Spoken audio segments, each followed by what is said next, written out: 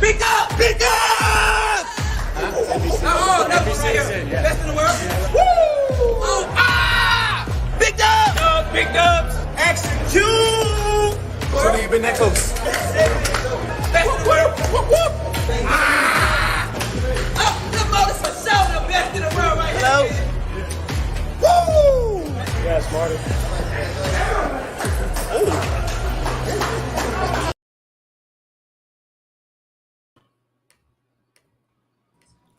What's going on, everybody? Welcome to Believe in Buffalo, Believe in Bills. We are here with two legends. We got, of course, the legendary Ruben Brown and the legendary Muki Hawkins. I'm Justice General, and we got a great show for you guys today. What's going on, guys? How you guys feeling? Good. I'm all good. I'm excited. It's Squish the Fish week. It's Squish the Fish week, absolutely. Week 3, the Bills 2-0. Got a big matchup ahead, a divisional matchup. And speaking of divisional matchups, we're going to get things kicked off with around the AFC East.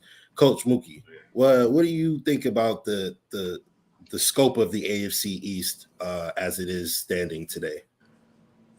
It's early. I mean, everybody's trying to find a running mate for the Bills, an actual contender, a team that's going to push the Bills. Look, okay, yeah, it's if y'all want to say Miami 2-0 right now is a team that could push the Bills in week 3, go right ahead with that. All right, but I don't see no team in the AFC East that's going to be on the playing level as the Buffalo Bills. Sorry, not sorry. Whether it's the Jets, New England, Miami. It is what it is. That's how I feel about it. It's a lot of hype surrounding these damn Dolphins, by the way. And they're going to be in for a rude awakening when that ball snap. I'll tell you that.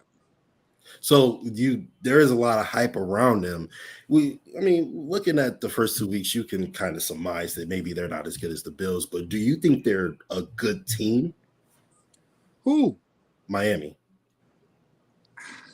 They okay. They okay. All right. Okay. All right. See now, I'm gonna jump in. They didn't impress me versus New England. Yeah. Yeah, okay.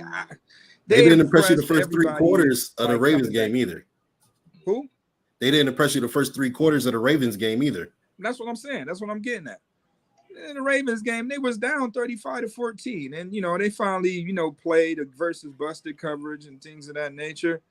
We give them that. So everybody's looking at that miraculous Miami 4th quarter, but they're not looking at the first 3 quarters.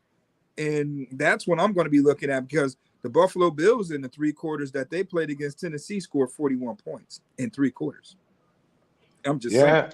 That is a We're lot. just basing everything upon 3 quarters right now at this point. They ended the game in 3 quarters. Yeah, the last quarter, the Bills was chilling over there with baseball hats and eating hot dogs on the sidelines, in the 4th quarter. Coach McDermott always talk about drinking that Gatorade in the 4th quarter. He's definitely reaping the benefits of that. You know what? I got to remind Coach about that because he said that 2 years ago. Boy, it sure would be nice to be drinking some Gatorade come 4th quarter. I don't have to worry about what's going on in the course of the game. Now he don't really have to worry about what's going on in the course of the game in the 4th quarter. Until a team match that caliber, I don't see a team competing with the Bills at this point right now. Not Miami. Let me just say that. Not Miami. Mm-hmm. I don't see Miami on the Bills level at this point. Ruben, what you think about the AFC East? I see the AFC East as unsettled right now. And I'm going to say this. As well as the Bills look like unstoppable. I have to play devil's advocate because when I played, I had to look for the weakness in me and the other team. And I would say let's start with the strength in the AFC East. The AFC East is relatively young, even with the old Buffalo Bills who are young. All right. Dolphins are young, Jets are young, Patriots are young. And the one thing that always gets me with young teams, the young teams are inconsistent. All right. And That's in the Buffalo Bills' favor because they're the most mature, more seasoned, most well-rounded. They have everything rolling. They're a well-oiled machine right now. But young teams have young, fresh talent, and sometimes it sparks, and it could catch you off guard and win you games. A la Miami beats Baltimore when Baltimore should have won that game. All right.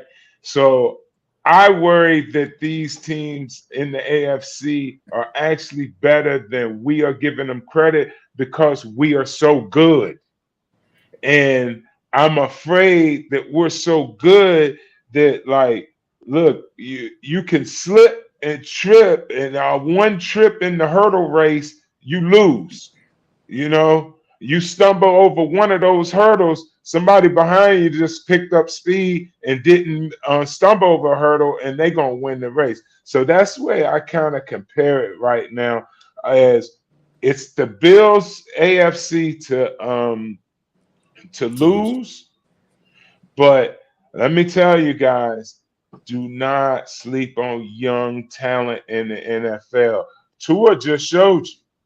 You turn the Bills turned that ball over 2 times in the game like they did against the Rams.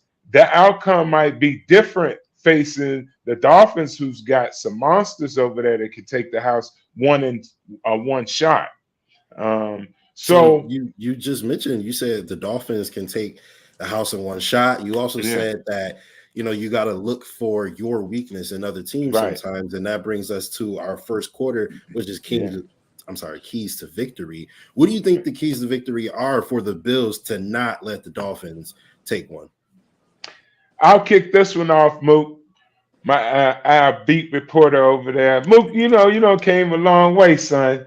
You know what I mean? Come a long way. Me and Mookie met back in 1995, man.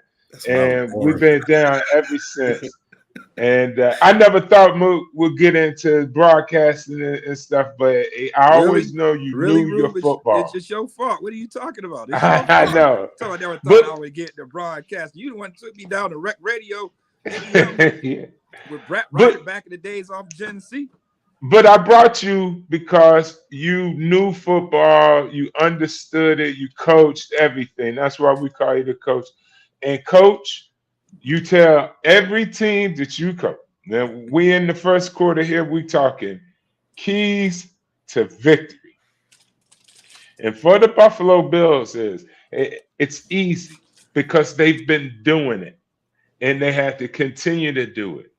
But hold on to the football. No turnovers offensively, special teams, control the football, no turnovers. Defense, take the ball away, cause turnovers, cause disruption. So I would say the keys to victory this particular week, not unlike any other week, it's always like that, keys to victory, but this in a different way, because the Bills haven't been in a game where you turn the ball over and then I have to press to score points to get the game back. They've been in the driver's seat when they turned the ball over. Right. You know what I mean? So to protect against that uncertainty, just don't turn the ball over is what I'm saying. So I say the key to victory is 9 times out of 10, more likely, all about not turning the ball over. And that's Josh, not throwing into tight places. And listen, not trying to do too much. Just play your position, throw the ball where it should. Don't force it in anywhere. You're not losing, you're not down, so it ain't no need to press anything. It should just be open and throw it where it should go, and that's it. And don't run around with the ball swinging out by your side, trying to get extra yards. Tuck that joker in and be conservative. Be boring and conservative. Absolutely. That's what McDermott, preaches. He preaches the fundamentals, and taking care of the football is absolutely one of them. Coach, what about you? What do you think the keys to victory are for the Buffalo Bills Well, this week? how about for the first time this season, the Bills need to start off fast. The past 2 games, they've been getting off the slow starts. I mean, you look What? at the halftime, 10-10 against the No, Rams. You look yeah. at the first quarter against Oh, Tennessee, I get it. 7-7. They need to start fast. They need to put together 4 quarters of complete football. They have not been able to put that together. Now, they've been able to put together 2 quarters, but we have not seen this Bills team, play a complete ball game for 4 quarters. And if they start off fast against Miami, then we're going to see how can Miami keep up with that. We're going to have to push the issue. We're going to have to force Miami to play our type of game, because we know Miami cannot keep up with us, as far as points. So we have to create the tempo. We have to start off fast. And when we start off fast, normally we already know what that means. Touchdown after touchdown, to see can Miami match that, because we do have a complete defense over there. And on the flip side of that, they need to just get pressure on Tua. Once again, put Greg Rousseau on his right side. Normally, Greg Rousseau and Von Miller, they, blindsided the quarterback. So what you do? Put Greg Rousseau 6'7" with that wingspan. Put him over there on Tua's left side, where it's going to be hard to throw the ball over the top of Greg Rousseau. So now when he pull that thing down, you already know Von Miller and company is breathing down his neck. So just some of those keys to victories. Bills need to start off fast, push the issue, and just get after Tua. Yes. Everything else is going to take care of itself if the Bills are able to do that. We ain't got to worry about Tyreek Hill. We ain't got to worry about Jalen Waddle if Tua is being pressured, laying on his back. You can't throw the ball when you land on the ground. So one person that concerns me, though, that nobody's talking about is Mike Kaseki. And that's a guy that can kill the Bills. We know how vulnerable this Bills defense is to the tight end. So that's going to be some of the things I'm going to watch out for. How is Mike Gesicki is being played? Because we know on the flip side of that, Mike McDaniel, Kyle Shanahan protege, you're going to see a lot of down window dressing. You're going to see zone. You're going to see play action off that. So if they can get some success in their run game, play action to the tight end, that's going to leave everybody one-on-one. You can't help a safety, can't help a corner now, because you got Mike Gesicki to wonder about, and that's when you would take your shots one-on-one with Waddle or Hill up against Benford and Elam. But other than that, get pressure on Tua and start off fast, and then, we'll see what the Miami Dolphins have to offer if that happens. Real quick, Rube, he just mentioned it. What do you think about Jalen Waddle and Tyreek Hill versus Christian Benford and Kyrie Elam? Waddle and Hill supposedly is up on the Buffalo Bills, where I don't think that's necessarily true. Yes, Hill's been on winning teams against the Buffalo Bills, but I don't think he's solely the reason why the Buffalo Bills lost against the teams he was playing on. Those guys are veterans. We're playing with a shorter deck, so to speak, not as much experience in facing them.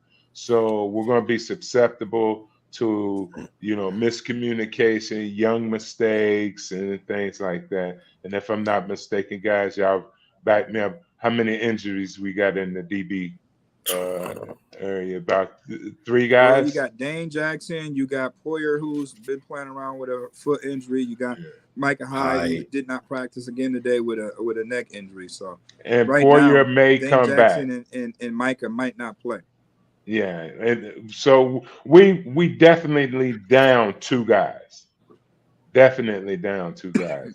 So it's going to be a tall task for the rest of the defense to make sure those guys that are new to it or don't get as many reps at playing with the defense, that they're in the right place at the right time. And that's all they need to do. And that's the beauty of McDermott, them talking about fundamentals.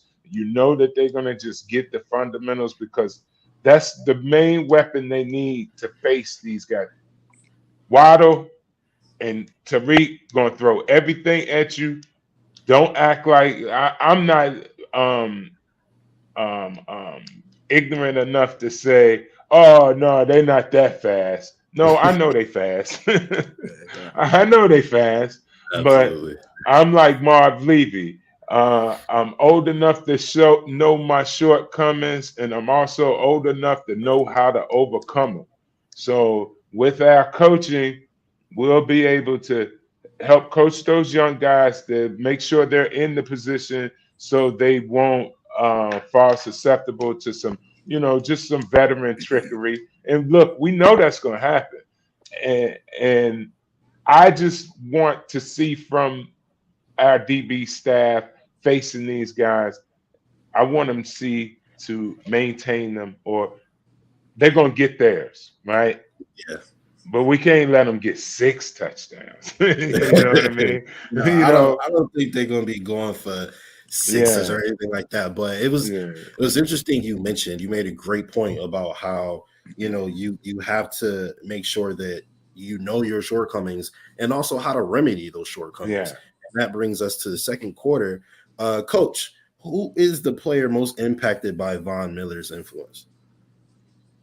The whole damn team. Offense and defense. Yeah, the whole team. I mean, when you get a straight dog, aka hot boy, aka just Hall of Famer. You know what I mean? When you get that type of guy on your team, he automatically is going to elevate your game because it's just his makeup. He plays the game. He only know how to play the game a certain way. And if guys ain't on that level, they need to get to that level. And right now, just him being his presence alone is just taking that team's mentality, their mindset to a whole nother level. Because hey, this is a guy that's been there twice and won it twice. And he's fresh off of a Super Bowl. So, to absorb all that knowledge and how to get there and what do it really actually takes, the little things. This guy is there as a sponge that you can ask. And, it's exciting to know that you can go to the next locker and talk about that to that guy. It's not like I'm calling him from the city he's in. This guy is actually on my team. So he's giving me that, it just gets you excited just talking about, man, winning a Super Bowl. And with the mystique of everything that's happening with the Buffalo Bills, it's just like, come on, man, this guy's telling me we're going out here, we're playing like it. And the score is emulating that early and often with this Buffalo Bills team. So he's definitely impacted everybody and made everybody elevate their game. I mean, when you look at what this team did in training camp, they fought 10 days straight. 10 days straight. I can't recall that ever happening on this Bills team, let alone any damn team in the NFL, that it was a fight. 10 out of the 14 days of training camp, it was a fight going on with these guys. And I think that training camp right then and there just created the makeup of this team going forward, because it was competitive as shit during training camp. And when you got so many alphas out there, that's what's going to happen. But when they play against another team, that's what you're really out there seeing. So Von Miller's impact has definitely influenced this team at the right time, when they're on a Super Bowl run. So he's impacted everybody, even the coaches. Real quick, I know you talked about his influence on the football field and what he adds to this look like what is a juggernaut of a team. Can you kind of speak to what you've seen, from him in the locker room and how the players are reacting to his presence, from who he is as a person? Listen, Von Miller is in Buffalo. Like Von Miller, like he's been here. He just got here about 5-6 months ago, but how he's just looking, he's already used to being here, and that's kind of like crazy to say that. Like Von Miller is here, and it's normal, and he's acclimated to this thing. He knows his way around Buffalo. I got the opportunity to to hang out with those guys after the game Sunday, and man, to see how the camaraderie and how those guys all stick together. Where I move, you move, just like that. That's just how this Buffalo Bills team is operating. I mean, the guys have embraced him like he's been on the team since, 5 years ago. You know what I mean? It seemed like Von Miller got here when the Bills drafted Josh Allen. That's just how the feel and the rapport is in the locker room with this team. Absolutely. Rube, what do you think? Who do you think is the player most impacted by Von Miller's influence?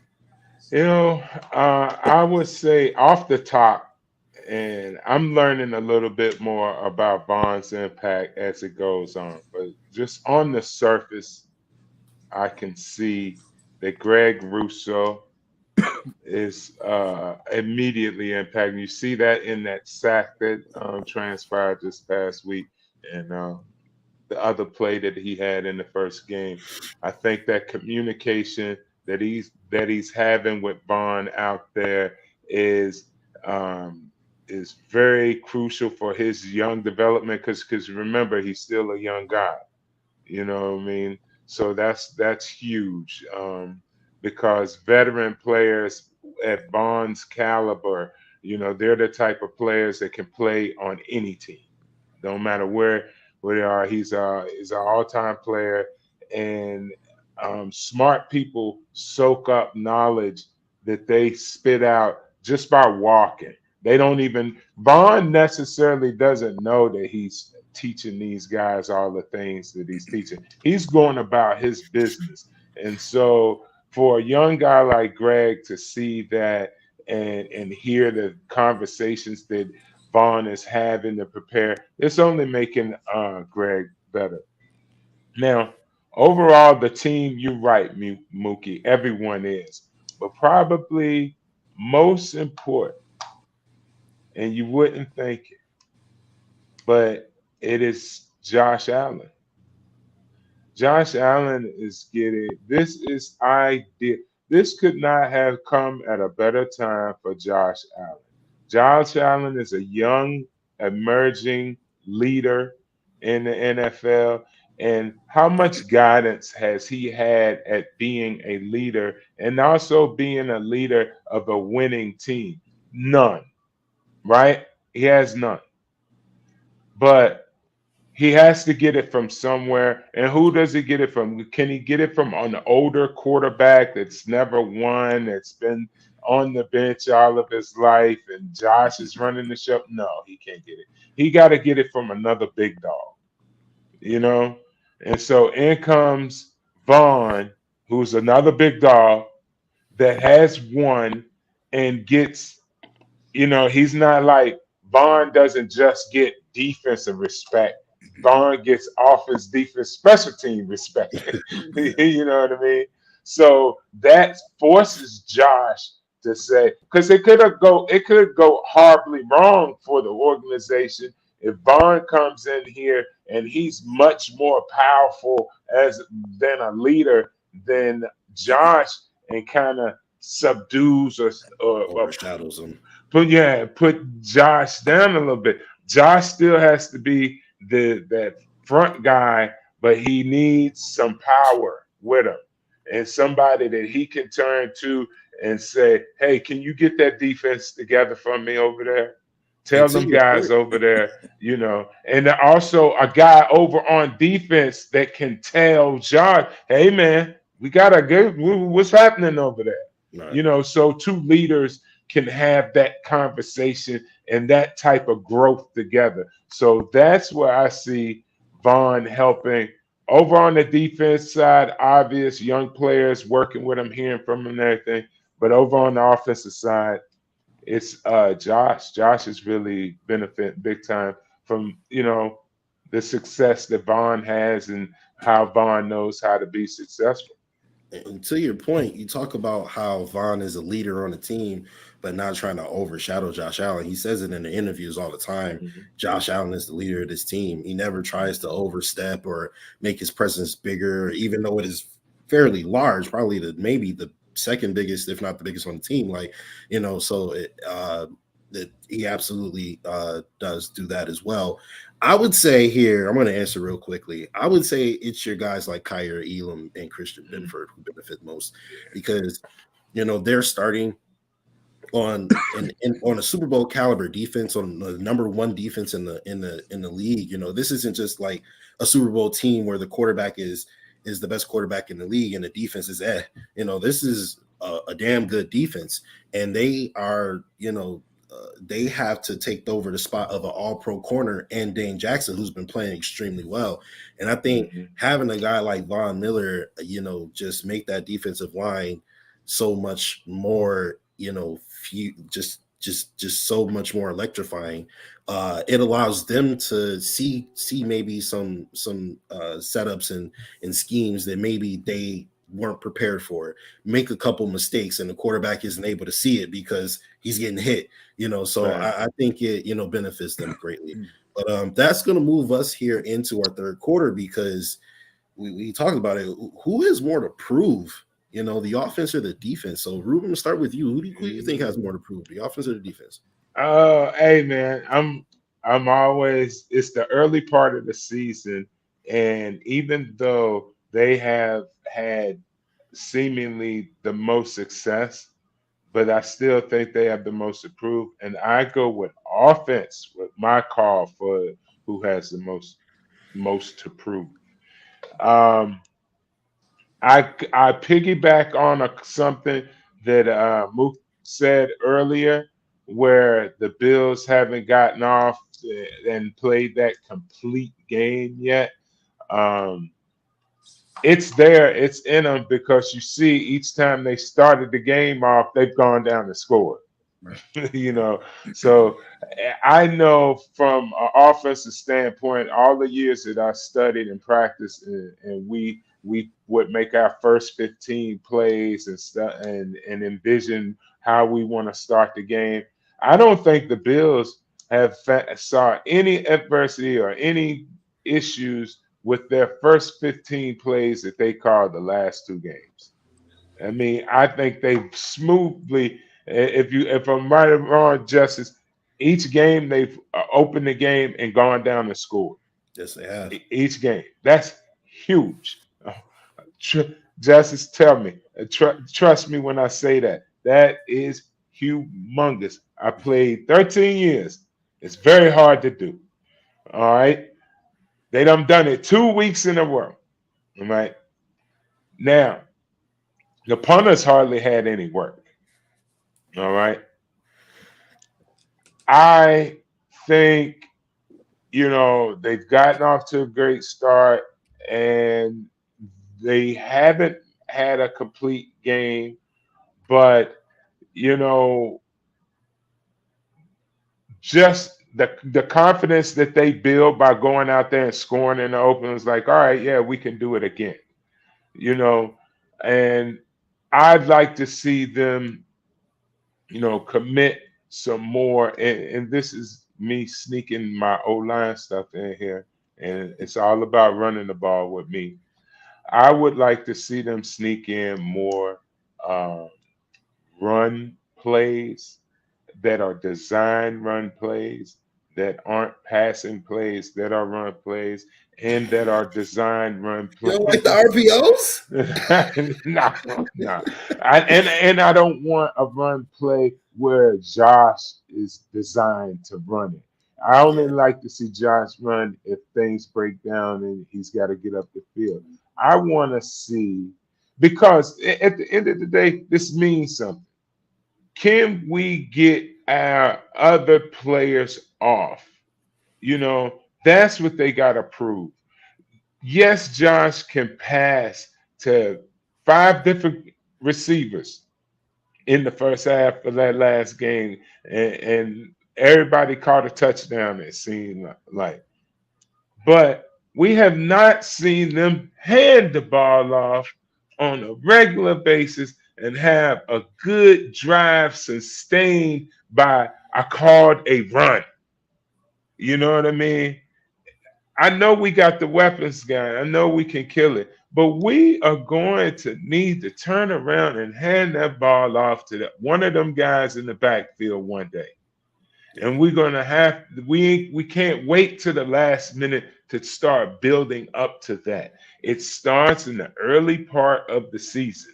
And that's what I'm looking for. That's what they got to prove to me. They have to prove to me that they're committed to a real running game, not a pretend running game, not uh, listen, RPO is great, but I call it the wishbone. All right, because that's what our RPO is. It's the old school Oklahoma wishbone. You know what I mean? The option to hand it off to the fullback, to the split back, and then the tailback. I forget the different names of the backs. It was a halfback, fullback, and tailback back then in those days. And the quarterback, and he turned around, he got 3 options and made it tougher on a lot of people a long time to do it. But they stopped doing it. Listen to me, people. They stopped doing it because nobody wanted to get their quarterback hurt. So you want to see the Bills, excuse me, you want to see the Bills run more effectively at least. And a committed run, handoff run, yeah. Right. That's why you think the offense has more to prove. Coach, Yeah. what about you? Who do you think has more to prove?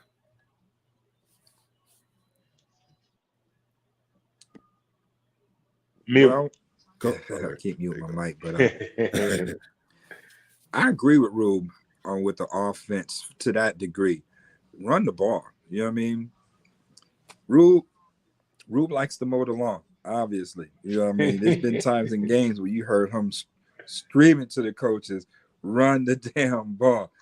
I have not seen an offensive lineman do that since Ruben Brown. We need more guys like Ruben Brown to say, run the damn ball. I wish he was here when David was here so he could say, run the damn ball, day ball. Okay, but Bills do need to establish some type of run game. We know what we're getting with Josh Allen in the passing game with Diggs. Hey, it is cold as shit right now in Buffalo. Okay, yes, it is. So you're gonna have to run the football late in December and these later months. Okay, we know Josh can still sling it in the cold and all that stuff, but at some point you're still gonna have to establish your run game. I asked Coach Dorsey about that yesterday, actually. How does he? Sometimes I'm like, well, do you get in those if it ain't broke, don't fix it moments because the passing game is just working so good and so often and y'all scoring points, you just caught up and still calling pass plays and not implementing any run, with that tempo. And he was just saying it's just, basically the flow of the game. So many words he told me, yeah, I did get caught up in the flow of the game, just passing the ball because it was working.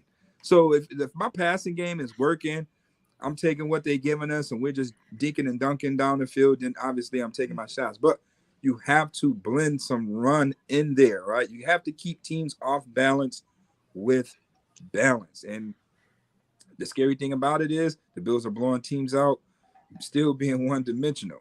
So, that's the scary thing about that. When they bring the run game to the party, then you're going to see a much more effective Bills team that's going to be super scary at that point. But to me, more to prove still goes to the defense. I think that right now everybody is preying on the weakness of the Bills corners. That's a key to victory. Now everybody's just looking at that. They're not looking at Von Miller in this 8-man rotation that the Bills got on defense that's going to go up against this Miami Dolphins only 5-man up front offensive line. So if that's the storyline there, yeah, the Bills got something to prove. Can the Bills prove that they could still do the same thing that they doing to the Rams, the same thing they did to Tennessee with 2 rookie corners out there with these dynamic, speedy receivers?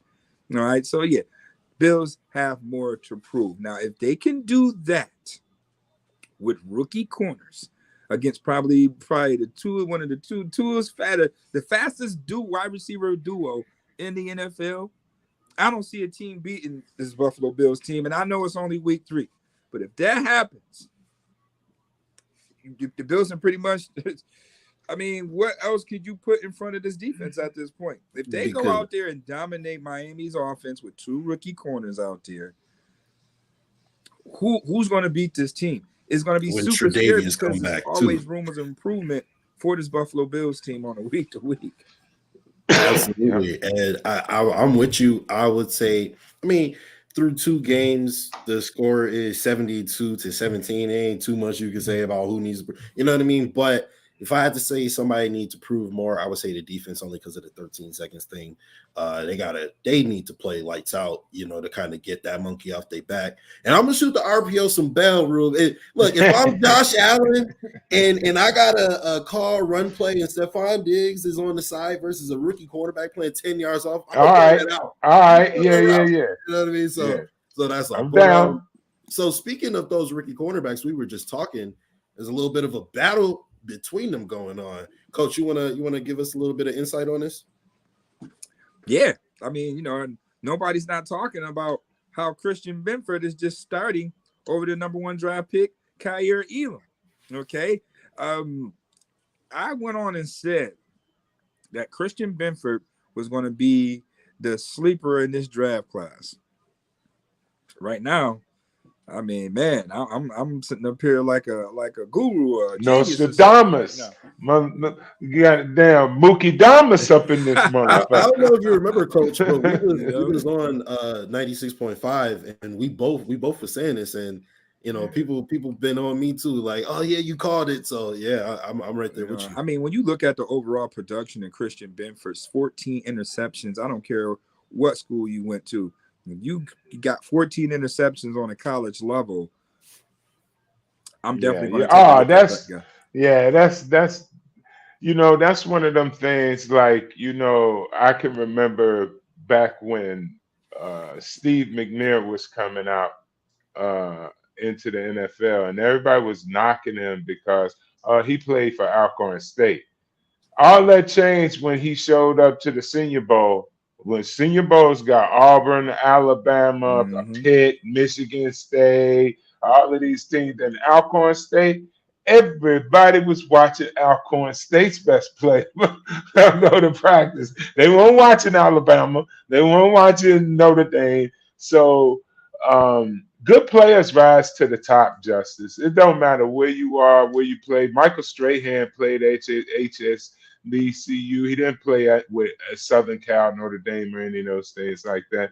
So, and I'm really proud and happy that the organization is in a position with the DBs that they don't have to play favoritism to the money or the draft position to get the best play out of their players out there, because that's one thing that a lot of organizations don't have the luxury to do, because whether it's talent or management doesn't understand how to, emotionally handle a first round draft pick or a top draft pick not performing as well as someone they brought in later.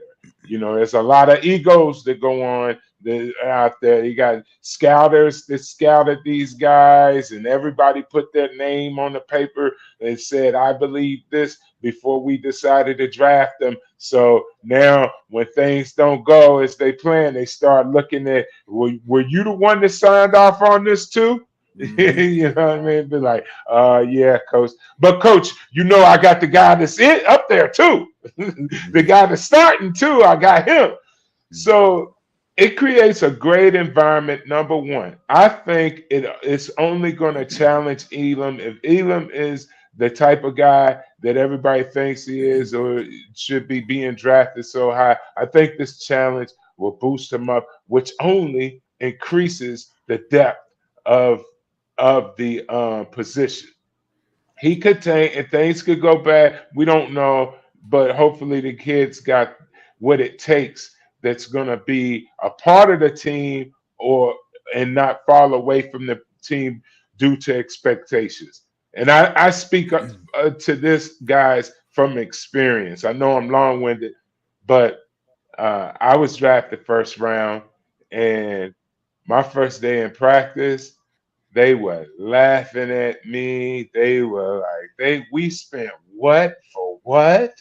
we drafted who first round? This guy? No way.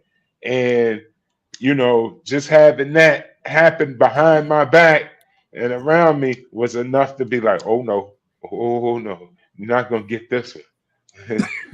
My daddy didn't fatten no frog for no snake. I ain't going out like that. So I like that, I, man. I got it together, but that air had to help me. And so, and I also the competition, the other players and the potential, my playing time was enough to get me going and get me over that hump. But I do know of players that it has affected and they could never come be them original selves. I can think back to a player on the Bills, Eric Flowers. Mm. Killed it in college. Arizona State was going to be the next best thing. Built like all outdoors, great shape, speed, everything. He got there, couldn't get it done. And the pressure and the talk and everything, I think, affected him in the long run. Great guy, everything, just football didn't go as planned. Mm-hmm. And hopefully, and I believe this is a great environment happening back there for those DBs. So I think we're going to see some great play opposed to I think over time we're going to forget who was drafted first and who was Yeah. drafted next. It's just going to be like they're good. Absolutely. I Right. have to agree. Oh, And go ahead. they are though. And they are. They both 6'2". Right. So they're very rangy. They have the speed and physical, and they have excellent ball skills. So it's not your, I don't know, I want to say your average NFL cornerbacks because No. again, these guys are big, physical, and fast. So Yeah. I think that you're gonna have both of them out there this week due to the fact that Dane Jackson, was carted off. I don't think he's going to play this week. He's been wearing a red non-contact jersey in practice. So it doesn't look like he's going to play. So you're going to have those two rookies out there. So that's going to be something to definitely to watch and see how those guys go out there and compete versus Waddle and Hill. Now, Elam played against Waddle in the SEC. So there's some, familiarity between those two guys. So that's going to be an interesting matchup when, they lock up. And on the flip side of that, Kyer Elam was drafted for Tyreek Hill because we needed a bigger, faster corner that could run. All right. So we're going to get our fair evaluation out of both of those guys this week because they're going to play a lot. We'll see how it goes. So, Coach, let me ask you before we get into kneel down. I want to ask you, what does a successful game for these two cornerbacks in this big game look like when you're facing a former All-Pro and maybe a future All-Pro? Well, just trust your instincts, trust your ability. Don't worry about who that person is you're guarding. Just play within the confines of the scheme. Play within the best of your abilities, and everything else is going to pretty much take care of itself. Don't just get caught up. That's Tyreek Hill. You feel that you got to play a certain kind of way. No, just play your game. Everything else going to take care of itself.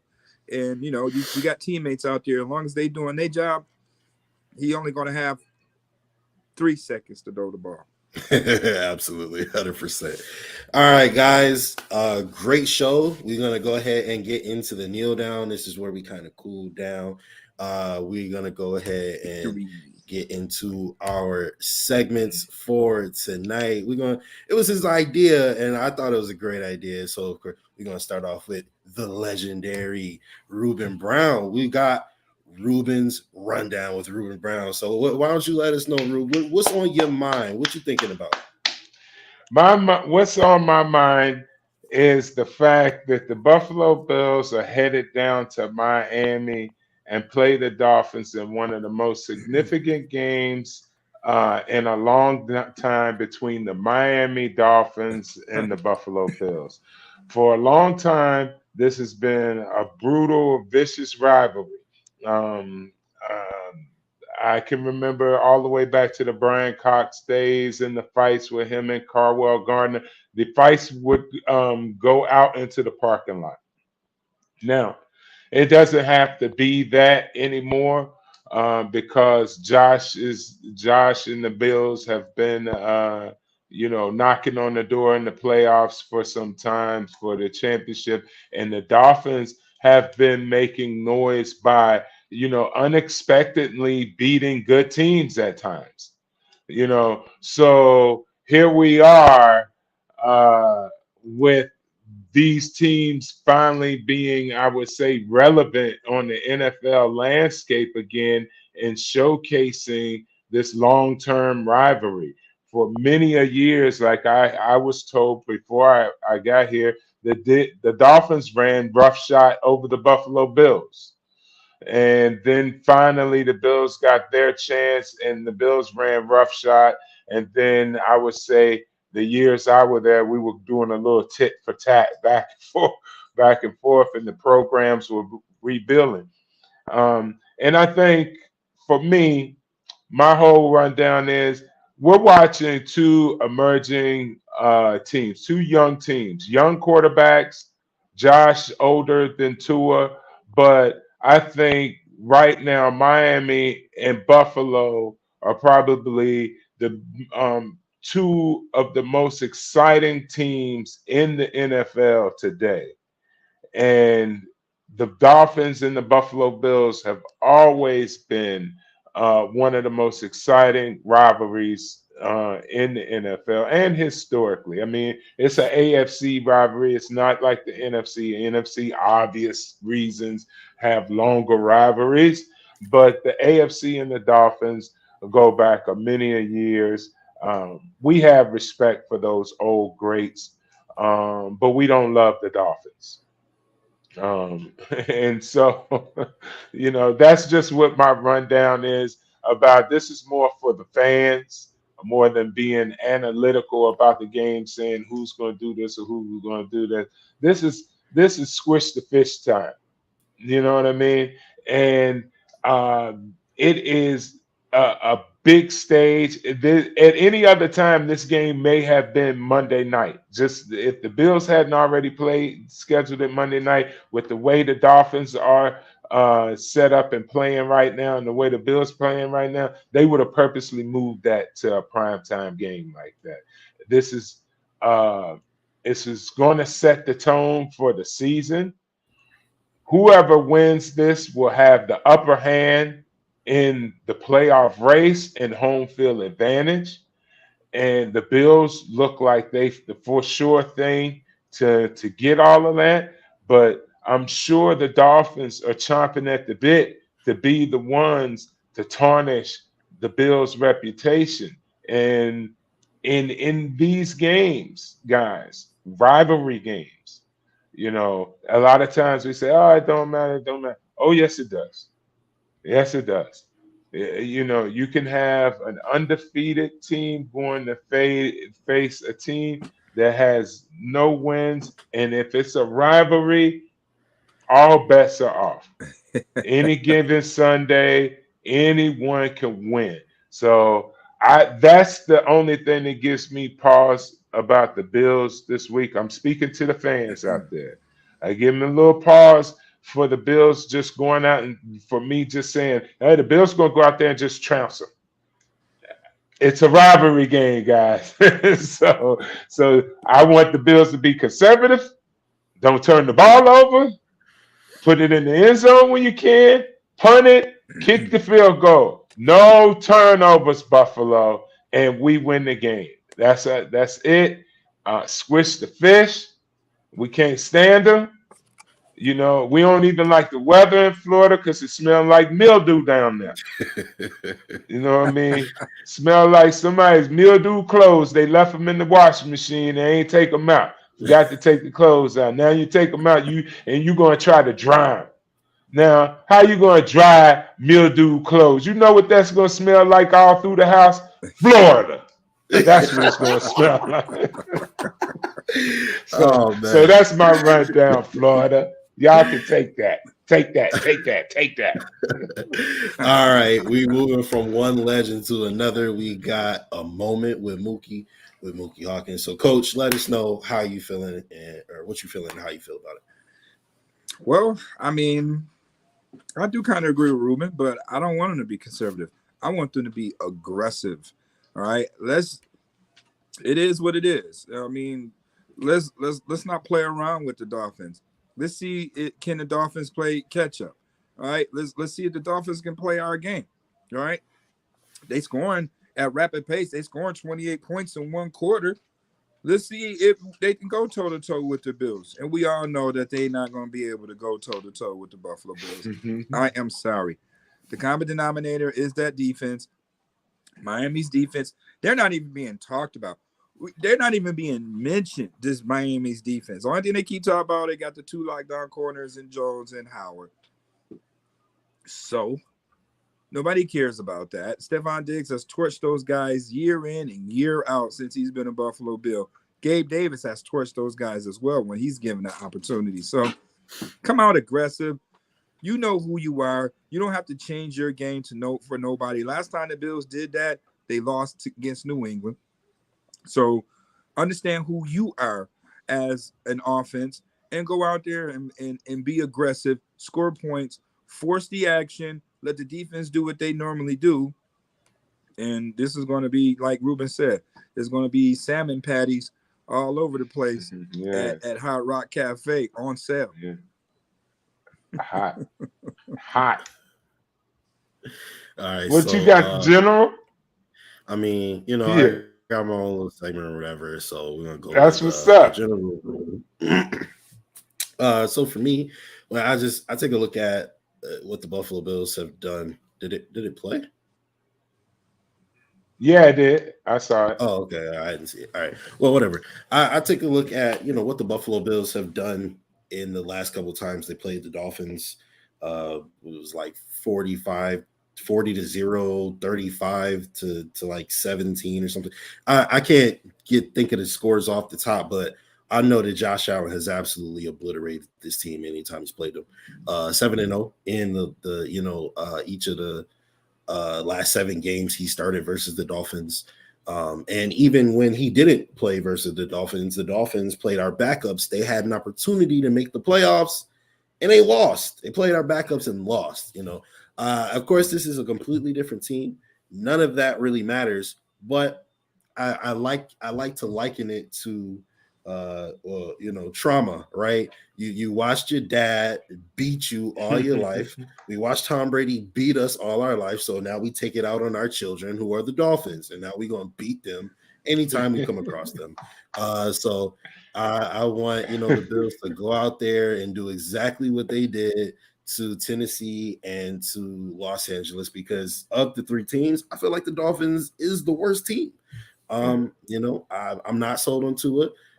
4 touchdowns and 500 yards are great, but I mean, come on now. If you look at the tape, like, they weren't being covered at all. Like, if you're an NFL quarterback, you should be able to make some of those throws. So I don't want to take anything away from him, but I'm just saying, don't be surprised if Tua has like 117 yards passing this week. Like, it's not going to go the way Dolphins fan thinks it's going to go. So, all right. Did you fellas have any final thoughts before we get up out of here? Hey, man, all I say is keep pushing what you're pulling, because, the Dolphins, they're an up-and-coming team, but they ain't coming too far. The Bills is that, all that, and then some. The Bills is that. See, I'm ready out today. I'm ready out. All my homies back out there in Pomona, you know what I mean, Pasadena, we wear that red and we can get a little flossy. You remember our boy Flossadena? Flossadena, I was just with Flossadena last night. Justus, that's our old running back, Derek Holmes. We called him Flossadena. Oh, okay. You know what I mean? He was from Pasadena, and he was so flossy. My brother nicknamed him Flossadena. He over there from the Rose Bowl. Yeah. So, that was that class right there, that 95 mile. That was the best ever. Yeah. That class right there. That's my crew right there. But I'm loving it, guys. I love what we're doing, man. Let's keep it up. Absolutely. We want to thank all of you guys from, all over the place who have supported, this podcast and everything. We couldn't do this without you guys. So for Ruben Brown, Mookie Hawkins, I'm Justus Radford, and go Bills. like, share, Go subscribe, Bills. Spotify, YouTube.